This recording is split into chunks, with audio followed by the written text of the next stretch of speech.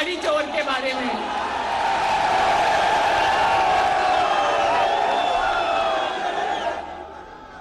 फैसलाबाद में घड़ी चोर का नारा सबसे ज्यादा जोरों शोर से लग रहा है।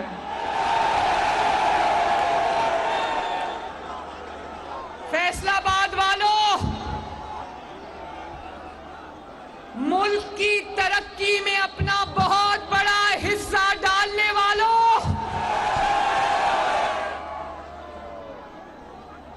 मुल्क की तरक्की के अंदर फैसलाबाद का बहुत बड़ा हिस्सा है। इसलिए मैं फैसलाबाद को पाकिस्तान का कमाने वाला बेटा कमाऊ पुत्र कहती हूं।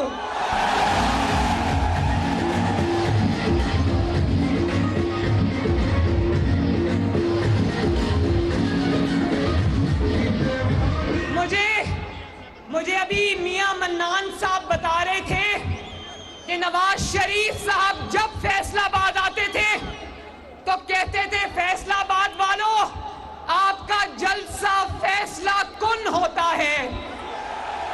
तो मैं नवाज शरीफ साहब, मैं आपका सलाम देती हूं फैसलाबाद को। और नवाज शरीफ साहब, फैसलाबाद का ना सिर्फ जलसा फैसला कुन होता है, मुझे आज पता चला कि फैसलाबाद का वर्कर्स कन्वेंशन भी फैसला कुन होता है।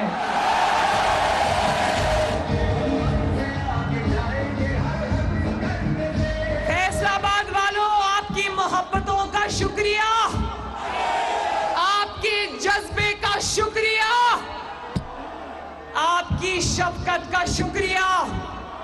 और मुझे अफसोस इस चीज का है कि खवातीन का इंक्लोजर इतनी दूर बना दिया, मुझे मेरी खवातीन नजर नहीं आ रही। मेरी तरफ से आप सबको बहुत बहुत प्यार।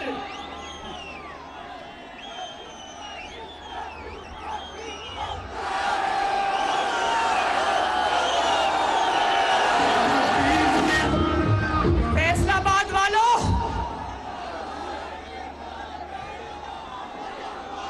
फैसलाबाद वालों, ये बात आप अच्छे तरीके से समझोगे कि 2013 में जब नवाज शरीफ साहब को हुकूमत मिली तो ना घरों में पंखा चलता था, ना फैसलाबाद में फैक्ट्रियों का पहिया चलता था, क्योंकि बिजली नहीं थी ना।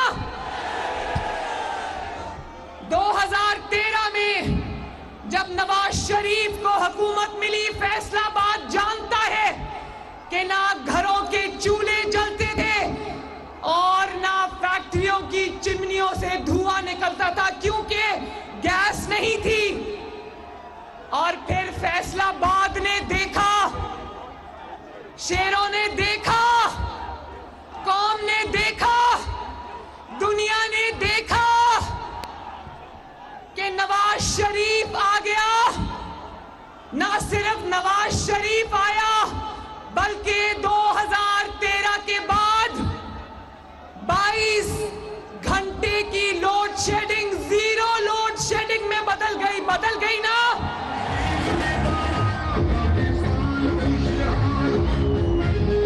घरों की मेरे घर भी रोशन हो गए, फैसलाबाद की फैक्ट्रियां भी रोशन हो गई और बिजली भी आ गई। फैक्ट्रियों की चिमनियों से धुआं निकलने लग गया, गैस भी आ गई और महीनों के अंदर टर्मिनल्स भी नवाज शरीफ ने बना दी। फैसलाबाद वालों, इस बात के गवाह होना, तारीख गवाह है कि नवाज शरीफ 3 बार मुल्क का वजीर आजम बना और तीनों बार मुल्क ने यूं टेक ऑफ किया। कैसे टेक ऑफ किया?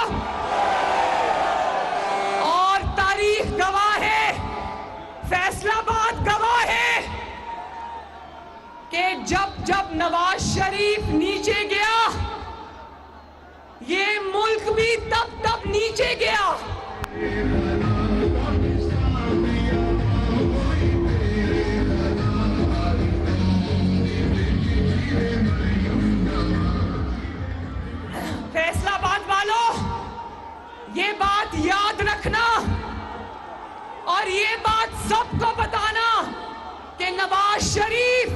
और पाकिस्तान की तरक्की यूं जुड़े हुए जैसे शेरक से हमारी सांसें जुड़ी हुई हैं। नवाज शरीफ ऊपर जाता है तो मुल्क ऊपर जाता है, नवाज शरीफ नीचे जाता है तो मुल्क नीचे जाता है।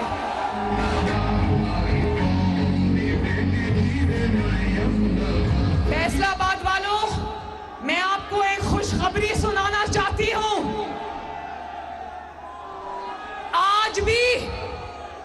आज भी जब शहबाज शरीफ हुकूमत के हाथ इमरान खान के किए गए IMF मुआहदे ने बांधे हुए हैं, उन बंधे हुए हाथों के साथ शहबाज शरीफ ने रमजानुल मुबारक के महीने में 8 करोड़ अवाम को आटा मुफ्त करने के लिए कह दिया है।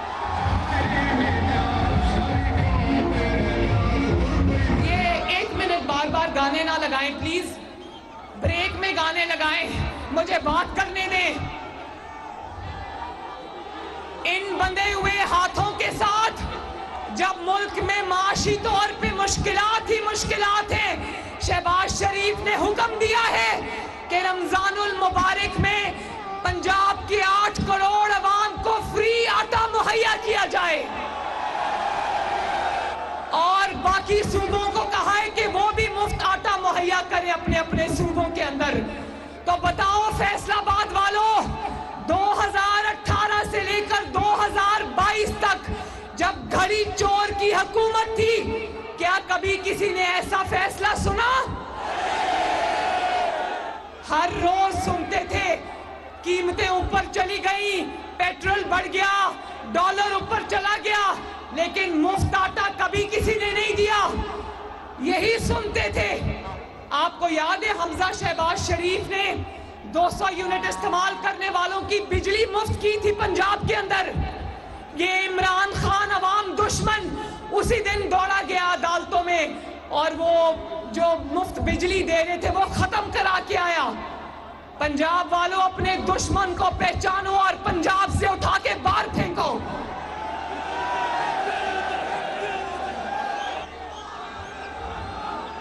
ना खुद कोई अवाम के लिए काम करता है, ना किसी को करने देता है। ऐसे ही फितना नहीं रखा, ये पाकिस्तान की तारीख का सबसे बड़ा फितना है, सबसे बड़ा फसाद है, सबसे बड़ा इंतशार है और ये बात फैसलाबाद की अवाम जानती है।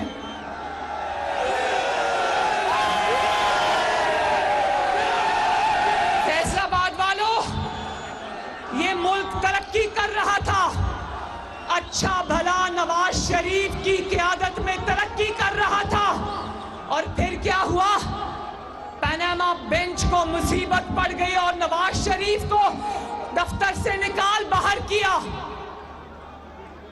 पाकिस्तान की तरक्की का दुश्मन वो पनामा बेंच था, गवाही दो था ना। जिस दिन से नवाज शरीफ को पनामा बेंच ने बेटे से तनख्वाह ना लेने पर दफ्तर से निकाला, उसी दिन पाकिस्तान से पाकिस्तान की तरक्की भी निकल गई।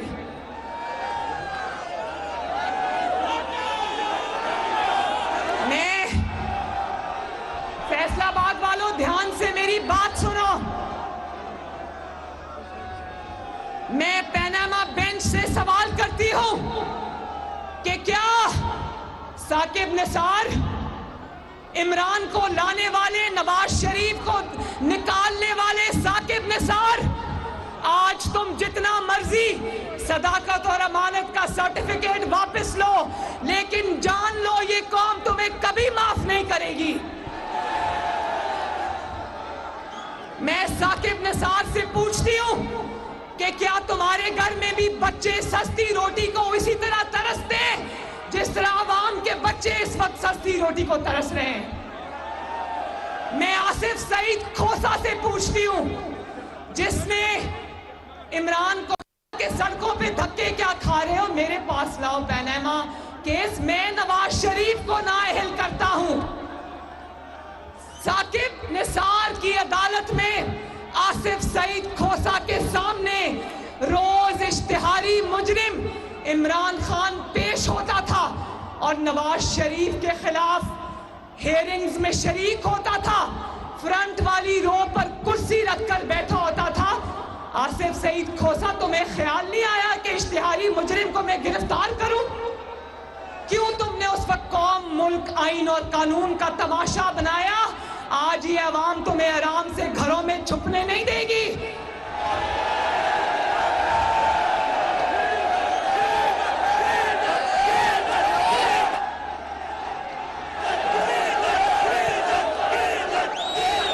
फैसलाबाद वालों, पनामा बेंच वालों ने सिर्फ नवाज शरीफ से दुश्मनी नहीं ली, सिर्फ नवाज शरीफ से इंतकाम नहीं लिया, इन्होंने गरीब की 2 रुपए की रोटी से दुश्मनी की।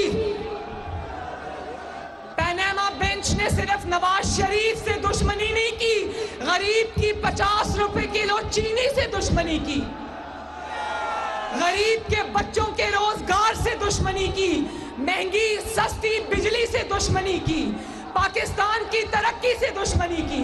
बोलो की ना? आज अगर मुल्क में इमरान खान हमें IMF के हाथों रुस्वा करा के चला गया, हमारे हाथ बांध के चला गया, तो इसका जिम्मेदार कौन है? कौन है? वो देखो, वो देखो, वो पनामा का बेंच बैठा हुआ है।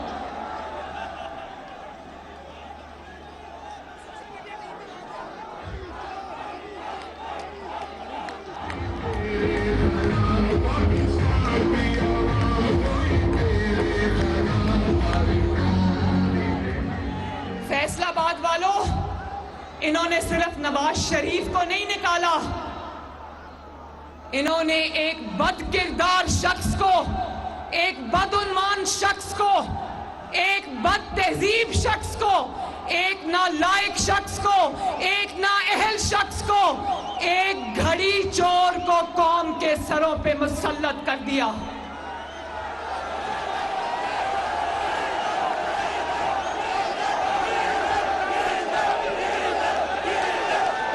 और फैसलाबाद वालों, मैं आपको गवाह बनाकर कहती हूं, मैं पाकिस्तान को गवाह बनाकर कहती हूं, जितना बड़ा जुर्म इन्होंने कौम के साथ किया है, इनकी कौम जो है वो इनकी नस्लों को भी माफ नहीं करेगी।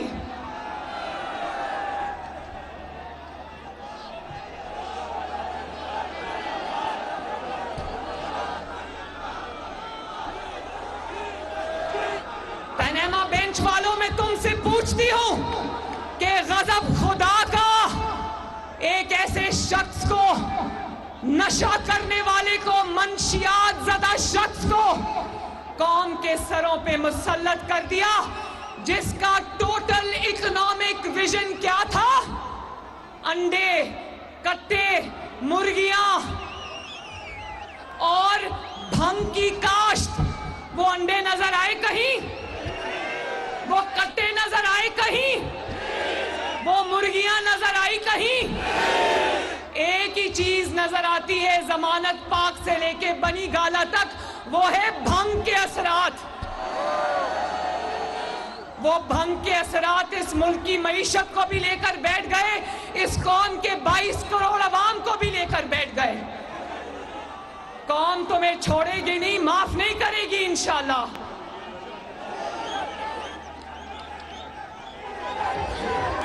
और फिर फैसलाबाद के बहादुरों, फैसलाबाद के शेरों, मैं तुमसे ये सवाल करती हूं, क्या फैसलाबाद का लीडर एक गीदड़ हो सकता है?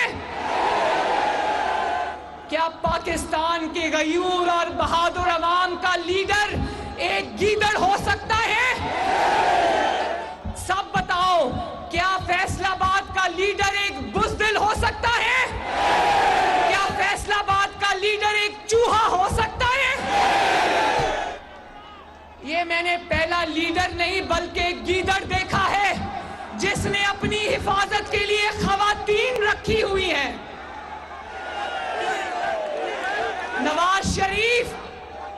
नवाज शरीफ अपनी बेटी के साथ जेल गया, लेकिन फैसलाबाद वालों, आपका सर फख्र से बुलंद होना चाहिए कि नवाज शरीफ ने अपने कारकुनों को ढाल नहीं बनाया, बल्कि कारकुनों के आगे नवाज शरीफ और उसकी बेटी ढाल बन के खड़े हो गए। और नवाज शरीफ ने कहा कि पकड़ना है तो नवाज शरीफ को पकड़ो, सजा देनी है तो नवाज शरीफ को दो। मैं अपनी बेटी को भी साथ लाया हूं, लेकिन खबरदार मेरे कारकुनों की तरफ किसी ने आंख उठा के भी देखा। और ये बुज़दिल, ये गीदड़ हर रोज दरवाजा खोल के चेक करता है कि खवातीन मेरी हिफाजत के लिए बैठी हुई हैं या नहीं बैठी हुई।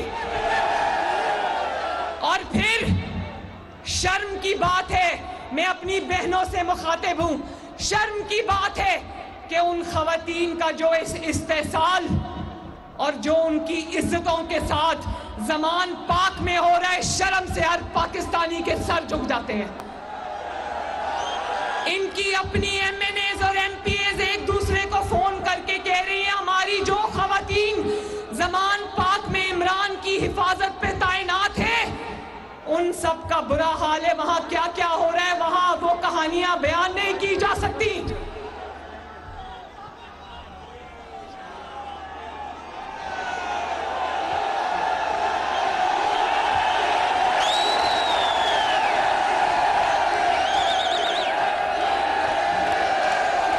और फैसलाबाद वालों, वो प्लास्टर वाली टांग किसी ने बनाई हुई है, वो देखो जरा कैमरे का रुख उधर करो, फैसलाबादियों को बड़े जुगतबाज है माशाल्लाह, वो देखो टांग उठाई हुई है। फैसलाबाद वालों, बिल्डिंगों के लेंटर 5 महीने में उतर जाते हैं, खुल जाते हैं। प्लाजाज के ये जो प्लाजाज खड़े किए हुए हैं, इनके लेंटर 5 महीनों में खुल जाते हैं, लेकिन ये टांग पे प्लास्टर ऐसा चढ़ा है कि उतरने का नाम नहीं ले रहा। जब अदालत बुलाती है तो कहता है मेरी टांग टूटी हुई है, मेरी टांग पे प्लास्टर चढ़ा हुआ है। फैसलाबाद वालों, जब तक मुकदमात चलते रहेंगे इसकी टांग से प्लास्टर नहीं उतरेगा। और सुनो, अदालत बुलाती है तो कहता है मैं बीमार हूं, मैं बुजुर्ग हूं, मेरी उम्र 72 साल है, मैं माजूर हूं। और जलसा करना हो तो ना बुजुर्गी याद आती है, ना माजूरी याद आती है, ना टूटी हुई टांग याद आती है, ना 72 साल की उम्र याद आती है। तो फैसलाबाद ये कहता है अदालत के लिए बीमार, जलसों के लिए तैयार। इससे बड़ा मुनाफिक अपनी जिंदगी में देखा कहीं? और फिर 7:20 पर कहता है कि मैंने मौत के खौफ पर काबू पा लिया है, और 7:21 पर कहता है मेरी जान को खतरा है इसलिए मैं घर में छुप के बैठा हूं। और तुम्हें क्या पता बुज़दिल इंसान कि वो नवाज शरीफ था। जब अदलिया बहाली तहरीक में नवाज शरीफ ने लीड करना था तो गैर मुल्की हुक्मरानों के फोन आए नवाज शरीफ को। उन्होंने कहा नवाज साहब, अदलिया बहाली तहरीक में ना जाना, तुम्हारी जान को खतरा है। नवाज शरीफ ने कहा नहीं, मेरे लोग मेरा इंतजार कर रहे हैं, जिंदगी मौत अल्लाह के हाथ में, मैं जाऊंगा।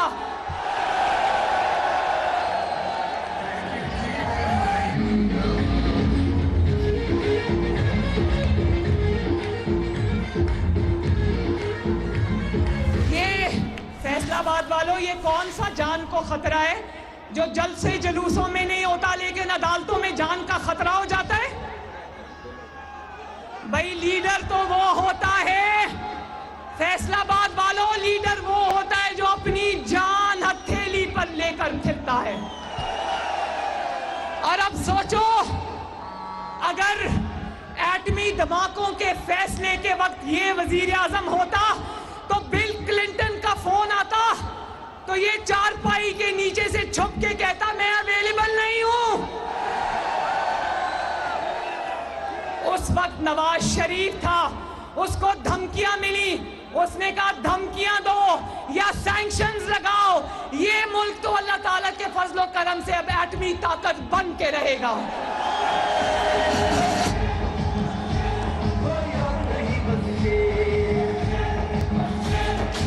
और फैसलाबाद वालों, मेरे दिल को बहुत तकलीफ हुई। इसका एक कारकुन जिसको जिल्ले शाह कहते थे वो कल परसों शहीद हुआ।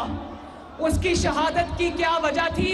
लोग कहते रोड एक्सीडेंट था, लेकिन जो भी वजह थी हम सब मिलकर, क्योंकि वो एक सियासी कारकुन था और इस्तेमाल हुआ था, हम सब मिलके उस तहरीक इंसाफ के कारकुन के लिए दुआ करते हैं। अल्लाह ताला उसके दर्जात बुलंद फरमाए, अल्लाह उसकी फैमिली को सब्र अता फरमाए। लेकिन जो बात ज्यादा फिक्र की है वो ये है कि तुम्हारा कारकुन शहीद हुआ और तुम तकब्बर के पहाड़, अभी उसके घर से उसका जनाजा नहीं उठा था। ये उसके वालिद को कहता है कि तुम अपने बेटे का अफसोस करने के लिए मेरे महल में आओ। मेरे ये कारकुन,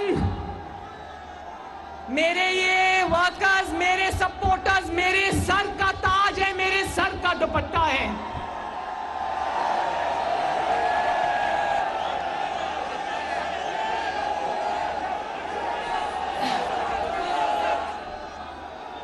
उस कारकुन जिले शाह के बारिश बाप को, दाढ़ी वाले बाप को, बुजुर्ग को कहता है मेरे दरबार में हाजिर हो, मैंने अफसोस करना है।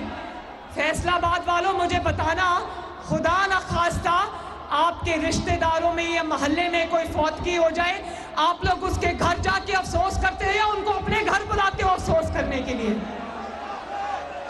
लोगों को कहता है गुलामी की जंजीरें तोड़ो और अपने वर्कर्स के साथ गुलामों से भी बदतर सलूक करता है। तोहफे तुम पर, तोहफे तुम पर।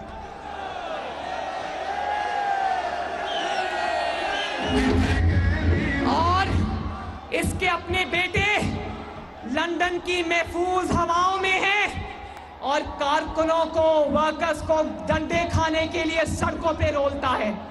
उनको कहता है, फैसलाबाद वालों, उनको कहता है कारकुन आज यहां पहुंचे, कारकुन आज वहां पहुंचे, कारकुन यहां आ जाएं, कारकुन वहां आ जाएं, खुद बाथरूम के अंदर से नहीं निकलता।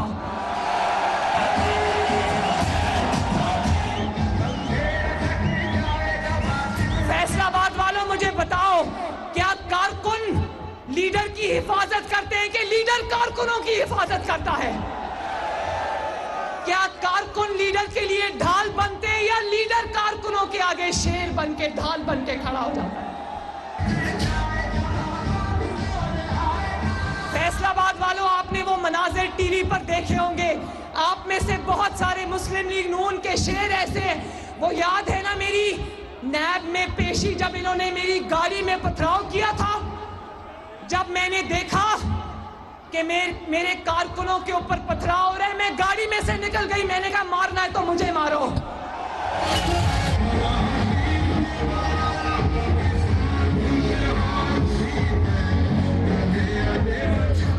फैसलाबाद वालों, मैं सवाल पूछती हूं, कारकुन इसकी चोरियां करने के लिए मारे क्यों खाएं?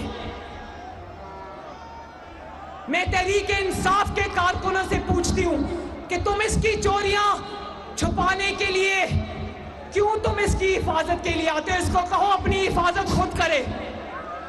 वो जो तोशाखाना की चोरियां बेच कर इसने जायदादें बनाई हैं, वो पैसा लाए और अपनी हिफाजत का इंतजाम खुद करे।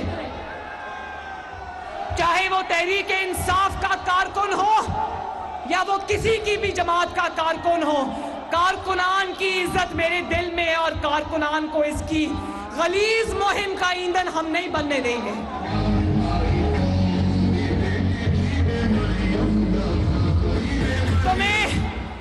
बुज़दिल आदमी, तुम्हें तहरीक इंसाफ के कारकुन का ख्याल हो ना हो, मरियम नवाज शरीफ को तहरीक इंसाफ के कारकुन का ख्याल है।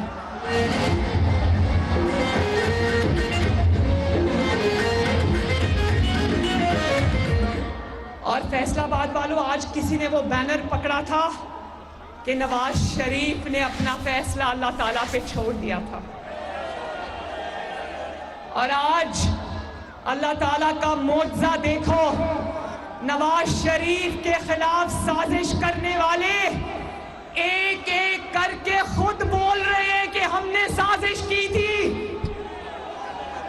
ये होते हैं, ये पनामा बेंच के फैसले नहीं होते, ये आसमानों के फैसले होते हैं जिनको मानना पड़ता है। फैसलाबाद वालों, और एक और बात सुनो फैसलाबाद वालों, बड़ी जरूरी बात है।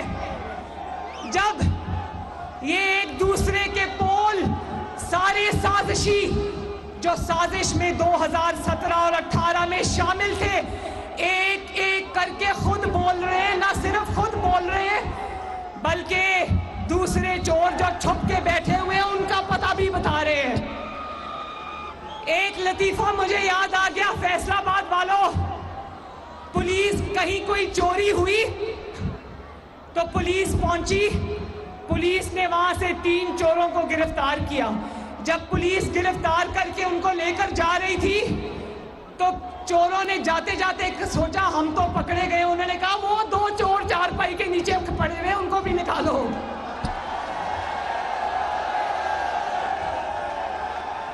तो अब जब एक साजिशी पकड़ा जाता है, एक चोर पकड़ा जाता है, तो वो कहता है मैं अकेला नहीं था, मेरे साथ वो फलां फलां भी शामिल था।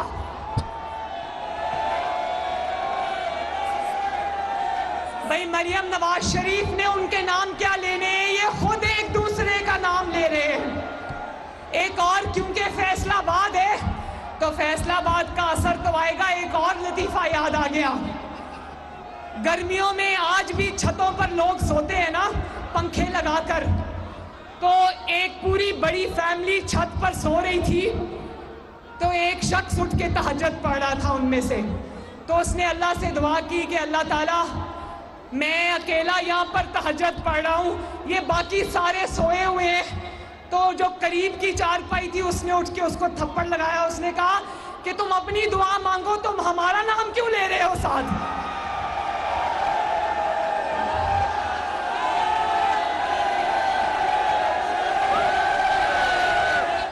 उसने कहा कि तू अपना नाल है, तू साडियां शिकायतां क्यों लाना पे है।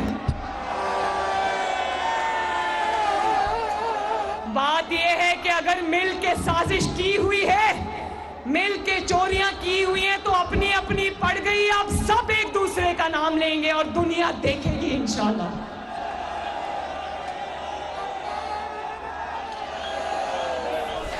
और अब इसकी फिर कोशिश है, एस्टैब्लिशमेंट ने गंद का टोकरा समझ के सर से ये बोझ उतार के जमीन पे फेंक दिया। अब ये जो 2-3 लोग रह गए हैं ना, मैं कहना चाहती हूं इमरान तेरे सहूलतकार, एक एक करके सब फरार। जरा मेरे साथ बोलो, इमरान तेरे सहूलतकार, एक एक करके सब फरार। और सिर्फ फरार नहीं हो रहे, जूतियां छोड़ के भाग रहे, जूतियां छोड़ के भाग रहे हैं। फैसलाबाद वालों, इलेक्शन आने वाला है इंशाअल्लाह ताला। फैसलाबाद वाल के शेरों, टोबा टेक सिंह के शेरों, झंग के शेरों, चनियोट के शेरों, इलेक्शन सिर्फ लड़ना नहीं है, इलेक्शन जीतना है इंशाअल्लाह।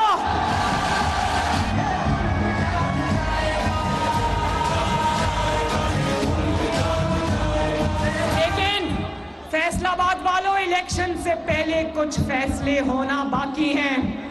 क्या फैसलाबाद के गैरतमंदों को कबूल है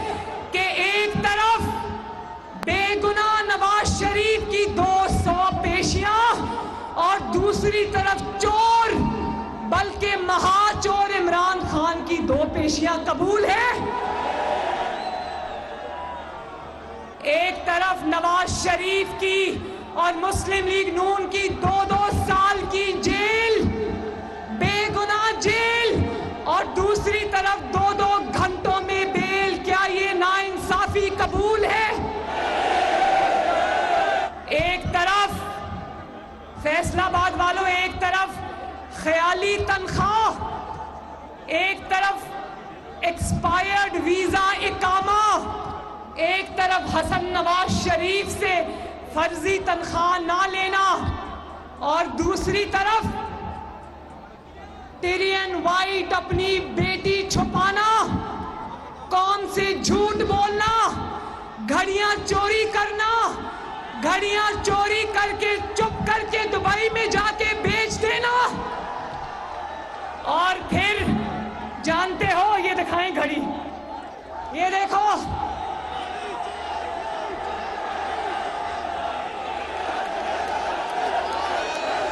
फैसलाबाद वालों, बड़े बड़े वजीर आजम देखे, फांसियां चढ़ते देखे, जिला वतन होते देखे, बेटे से तनख्वाह ना लेने पर बाहर निकाले जाते देखे, मगर मैंने अपनी 76 साल की पाकिस्तान की जिंदगी में कभी कोई घड़ी चोर वजीर आजम नहीं देखा। और कहने वाले ये कहते हैं, इसके सपोर्टर्स वो ये कहते हैं घड़ी तो चोरी की थी, क्या किया था? ये बात नहीं है फैसलाबाद वालों, जिसने घड़ी नहीं छोड़ी वो और क्या छोड़ेगा? जिसने खाना काबा वाली घड़ी, जो सऊदी अरब ने इसको तोहफे में दी थी, इस बेशर्म इंसान ने वो घड़ी भी चंद करोड़ के एवज बेच दी। और फैसलाबाद वालों, जानते हो उससे बड़ा जुर्म क्या था? वो दुबई घड़ी, जो घड़ी थी वो दुबई में बेची, और वो घड़ी बेचने के बाद वो करोड़ों रुपया फरागोगी एक चार्टर जहाज में रखकर इस्लामाबाद लेकर आई। दूसरों को कहता है मनी लॉन्ड्रर, और पाकिस्तान की तारीख का सबसे बड़ा मनी लॉन्ड्रर है। और लोगों को चोर चोर कहता था। अपनी हालत देखो, अपना वो, ये खुद भी चोर, इसकी जमात भी चोर, इसकी घरवाली भी चोर। इसकी घरवाली लोगों को कहती थी अगर फाइल पे दस्तखत कराने तो मुझे 5 किरात हईरे की अंगूठी तोहफे में दो, तो फाइल पे दस्तखत करा लो।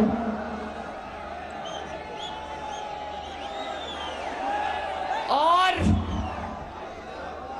एक साइड पे नवाज शरीफ का इकामा वाला बोगस केस, दूसरी साइड पर फॉरेन फंडिंग, तोशाखाना के डाके, बेटी छुपाना, 190 मिलियन पाउंड 55 अरब रुपए का गबन। उसको नवाज शरीफ 1 साल जेल काट कर गया। मुशर्रफ के दौर में 14 महीने तक किले में जेल काट कर गया। और दूसरी तरफ ये चोर, बल्कि महाचोर, खुलेआम दंदनाता फिरता है। क्या ये फैसला आपको मंजूर है? और जो बेगुनाह था, बेगुनाह कौन था मैं भी पूछूं? जिसके खिलाफ सजा देने वाले जज खुद बोल उठे, वो आज भी नाअहल है। और जिसका बाल बाल सर से पांव तक हर बाल चोरी और डाके में डूबा हुआ है, वो आज भी दंदनाता फिरता है, अदालतों को आंखें दिखाता है, अदालतों के अहकामात को जूतों के नीचे रोनता है।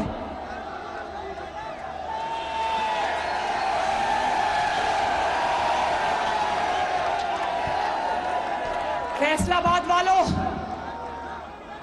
मैं आपको कहना चाहती हूं कि भरोसा रखना, इंशाअल्लाह ताला नवाज शरीफ आ रहा है, नवाज शरीफ आएगा। और जिस दिन नवाज शरीफ आ जाएगा, इस मुल्क में खुशहाली के दिन इंशाअल्लाह ताला वापस आ जाएंगे।